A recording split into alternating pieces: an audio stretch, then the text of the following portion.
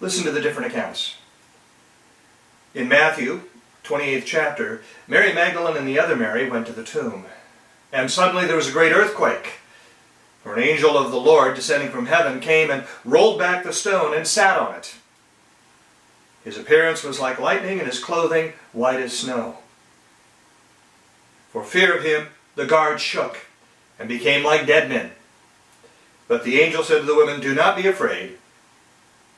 I know that you are looking for Jesus who was crucified."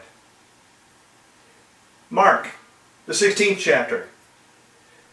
When Shabbat was over, and this could have been, by the way, Saturday night, Mary Magdalene and Mary, the mother of James and Salome, brought spices that they might come and anoint him. And very early on the first day of the week, they came to the tomb when the sun had risen. So now it's in the morning, Sunday morning. They were saying to one another, "Who will roll the stone away from the entrance of the tomb?" Looking up, they saw that the stone had already been rolled away. Entering the tomb, they saw a young man sitting at the right, wearing a white robe, and they were amazed. And he said to them, "Do not be amazed. You are looking for Jesus the Nazarene, who was crucified. He has risen. He's going ahead of you to Galilee, and there you will see him." All right, Luke. First day of the week, early dawn. That's before the sun had risen. They came to the tomb bringing spices which they had prepared, and they found the stone rolled away from the tomb. But when they entered, they didn't find the body of Jesus. They were perplexed. Two men suddenly stood near them in dazzling clothing. "Why do you seek the living one among the dead? He is not here, but he has risen. Remember how he spoke to you that while he was still in Galilee, saying, 'The Son of Man must be delivered into the hands of sinful men, be crucified, and on the third day rise again.'" Now they were Mary Magdalene, Joanna, and Mary the mother of James, and also other women with them who were telling these things to the apostles. And then finally we have the Gospel of John. Early on the first day of the week, could have been before or after sunrise. While it's still dark, Mary Magdalene came to the tomb and saw that the stone had been removed from the tomb. So she ran and went to Simon Peter and the other disciple, the one whom Jesus loved, and said, "They have taken the Lord out of the tomb." Then Peter and the other disciple went out toward the tomb, and the two were running together, but the other disciple, John, the gospel writer, outran him. He's younger, kind of fits. Peter, probably 40-ish. Still fit, but not as fast as John.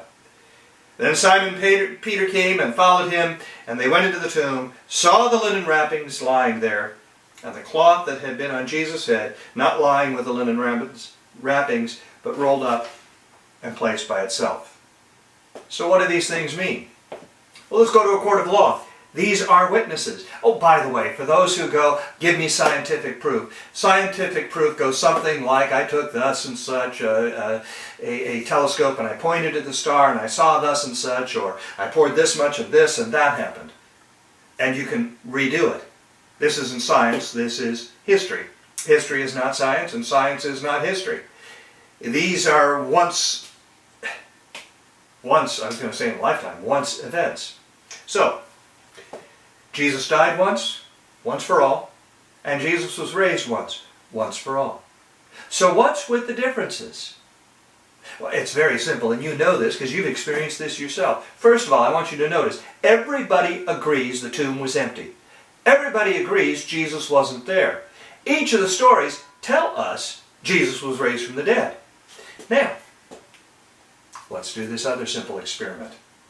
You can take a bunch of people, you can put them in any situation, and then you can say, describe that situation. Some are going to pay attention to the clothing that was worn, some will pay attention to the shoes that were worn, some will pay attention to what the weather was, some will pay attention to hairstyles or eye colors, or some aren't paying attention at all and will hear only certain things. That's just the reality of humanity. What they agree on, all of them, is that Jesus was raised from the dead. That's what I want you to see glaring through here. And as to the other, well, that just tells you this was an eyewitness account. This stuff wasn't made up, because if it was made up, all of the disciples would have been knowledgeable and said, "We knew this was going to happen." And everybody would concur with exactly what the circumstances would have been. Night before, at dark, sunrise, just after the sunrise, early morning, later morning, whatever. You're getting an eyewitness report. The bottom line. Either you believe, or you don't. And I will tell you, Jesus is not dead, but alive. Still alive.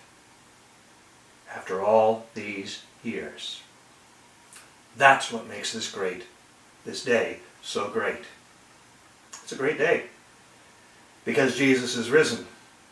And the only response the believer can say is, He is risen indeed.